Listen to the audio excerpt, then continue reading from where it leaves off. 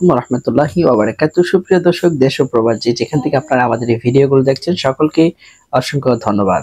আপনারা যারা আমাদের চ্যানেলটি দেখছেন, ছোট্ট এই চ্যানেলটি সাবস্ক্রাইব করতে ভুলে যাবেন না।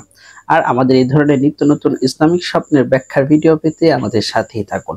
আজকে আপনাদের সামনে গুরুত্বপূর্ণ একটি স্বপ্নের ব্যাখ্যা নিয়ে উপস্থিত হয়েছি। অনেকে কমেন্টে বিগত ভিডিওগুলোতে আপনারা লিখেছেন যে হুজুর, স্বপ্নে কোনো ব্যক্তি কি আল্লাহকে দেখা সম্ভব? আর আল্লাহকে দেখলে সে ব্যাখ্যা কি হবে? প্রিয় দর্শক, দেখুন কোরআন কারীমের মধ্যে আল্লাহ রাব্বুল আলামিন বলেছেন উজুহু ইয়াউমা ইযিন নাযিরা। কিয়ামতের ময়দানে আল্লাহ রাব্বুল আলামিনের দিকে মানুষের চেহারাগুলো থাকবে, অর্থাৎ আমরা আল্লাহ রাব্বুল আলামিনের চেহারা দেখতে পাব।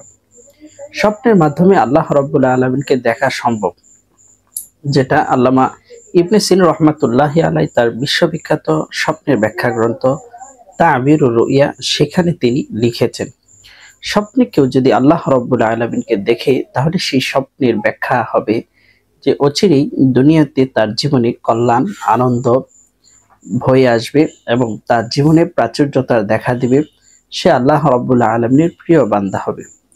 আর কেউ যদি দেখে যে স্বপ্নে আল্লাহ রাব্বুল আলামিন তাকে কোনো কিছু দিয়েছেন, তাহলে এর ব্যাখ্যা ব্যতিক্রম। প্রাথমিক জীবনে তার দুঃখ দুর্দশা বয়ে আসবে, অথবা তার জীবনে কোনো দুরারোগ্য বয়ে আসবে, অথবা সে কোনো বিপদ আপদে পতিত হবে। তারপরে আল্লাহ রাব্বুল আলামিন তাকে এমন পুরস্কৃত করবেন যে পুরস্কারে সে জান্নাতে প্রবেশ করবে।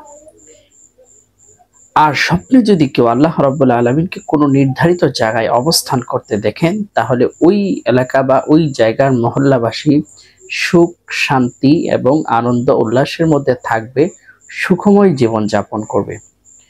কেউ যদি স্বপ্নে দেখে আল্লাহ রাব্বুল আলামিন তার বিছানায় এসেছেন বা তার কাছে এসেছেন, তাহলে সেই স্বপ্নের ব্যাখ্যায় আল্লামা ইবনে সিনা রহমাতুল্লাহি আলাইহি লিখেন যে অচিরেই এই ব্যক্তিটা ওলি হবে, আল্লাহর ওলি হবে, বুজুর্গ হবে এবং এই ব্যক্তিটা আল্লাহর নৈকট্যশীল হবে।